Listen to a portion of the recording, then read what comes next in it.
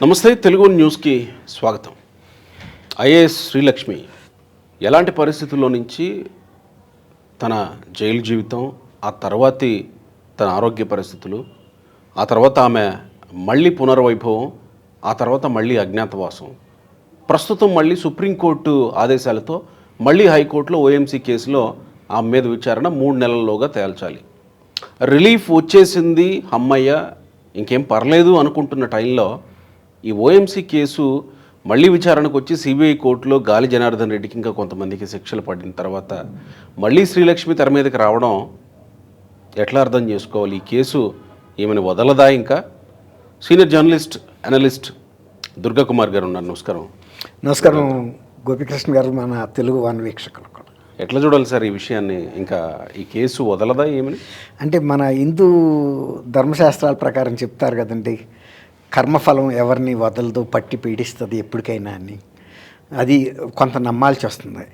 ఈ విషయంలో అంటే ఆమెకు ఒక రకంగా ఉపశమనం దొరికింది, ఆ చట్టాల విచారణ నుంచి తాము బయటపడింది అనుకుంటున్న టైంలో లేదు, కర్మఫలాన్ని అనుభవించక తప్పదు అన్నట్టుగా సిబిఐ వాళ్ళు ఈమె క్వాష్ పిటిషను ఏపీ హైకోర్టు కొట్టేసిన సందర్భంలో వాళ్ళు సుప్రీంకోర్టులో వేశారు.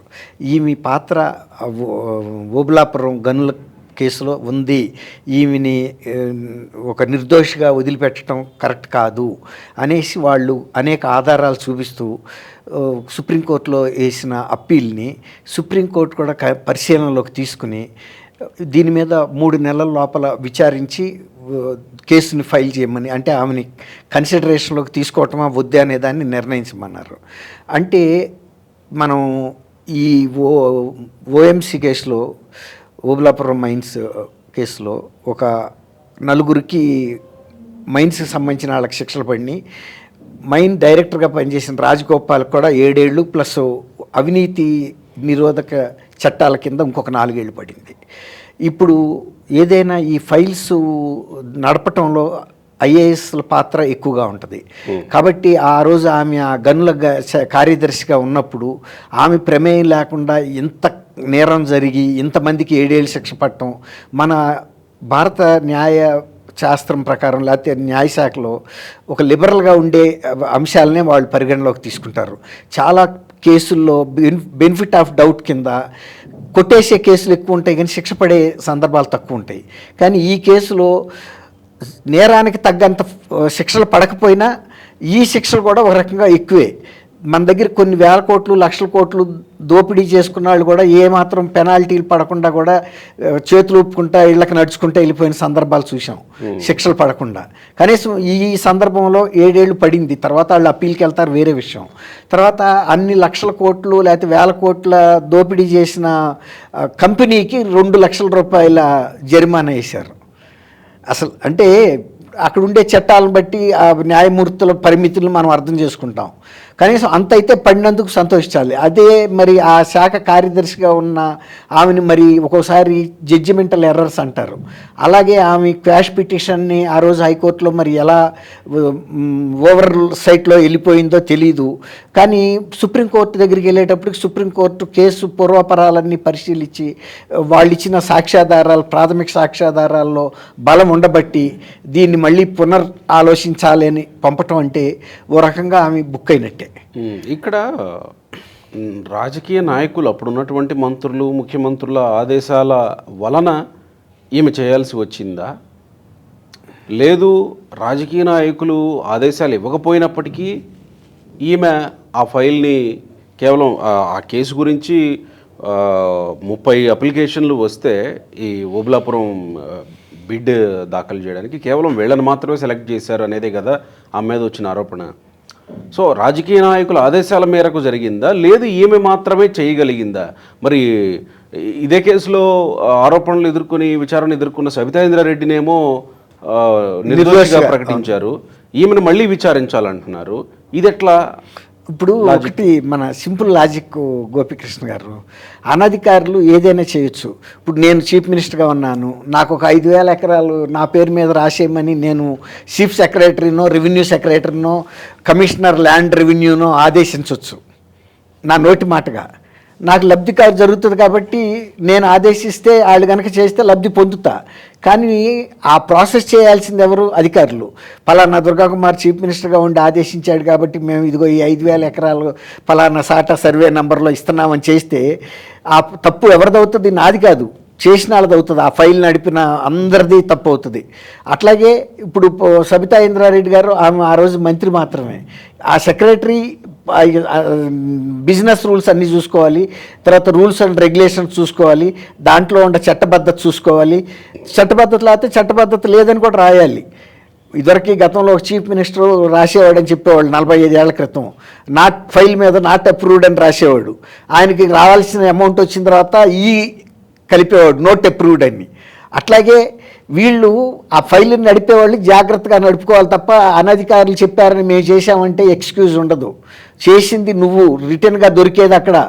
కాబట్టి శ్రీలక్ష్మి గారు ఆ రోజు రాజశేఖర రెడ్డి గారు చెబితేనో ఇంకొకరు చెబితేనో చేశానన్నా కూడా బాధ్యత మాత్రం ఆమె వహించాలి అధికారులు. మరి ఇప్పుడు జగన్మోహన్ రెడ్డికి లేదా వైఎస్ రాజశేఖర రెడ్డికి జగన్మోహన్ రెడ్డి కంపెనీల్లో కూడా లబ్ధి జరిగింది గాలి జనార్దన్ రెడ్డికి ఓఎంసీ కేటాయించడం ద్వారా అనే ఒక ప్రచారం ఉంది కదా.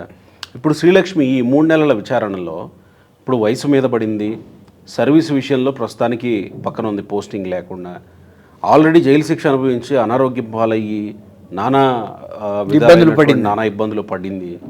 సో ఈ క్రమంలో ఈ 3 నెలల్లో ఏమన్నా అప్పుడు ఎవరి ఆదేశాల మేరకు నువ్వు ఇలా చేయాల్సి వచ్చింది అనే విచారణలో ఏమన్నా ఇంకాస్త లోపలికి డిగ్ చేస్తే ఎవరి ప్రయోజనాల మేరకు, అంటే అక్కడ కూడా ప్రయోజనం, అంతిమ ప్రయోజన పొందింది ఎవరు, లబ్ధిదారు ఎవరో వస్తుంది కదా బయటికి.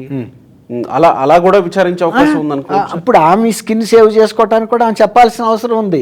ఇప్పుడు ఆమె మొత్తం తప్పంతా ఆమె భుజాన్ని వేసుకుని నెత్తినేసుకుని మొన్న చెంచలగూడ జైల్లో కొద్ది నెలలు ఉండేటప్పటికే ఆమె నడుము కాళ్ళు పనిచేయని పరిస్థితిలో నడవలేని స్థితికి వెళ్ళింది. సంవత్సరాలే అదే నెలలే, అంత లేదు, అవునా? అంత లేదు, 4-5 నెలలు అంతేనా? కానీ అది కూడా పాపం ఆమెకి ఎక్కువే.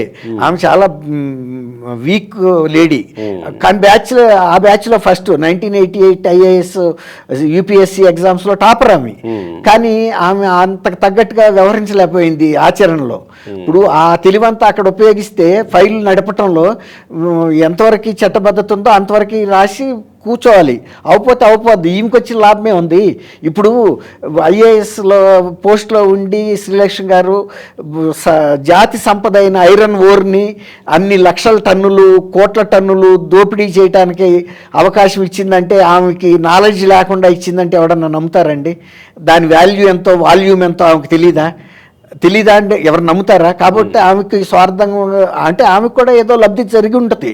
ఏ విధంగా జరిగిందని మనం చెప్పలేము. ఆమెకు ప్రమోషన్ ప్రామిస్ చేశారా, క్యాబినెట్ సెక్రటరీ ఇప్పిస్తామన్నారా, లేకపోతే డబ్బు రూపంలో ఇచ్చారా, బినామీ రూపంలో ఇంకోసారి హెల్ప్ చేశారో చేసుంటారు.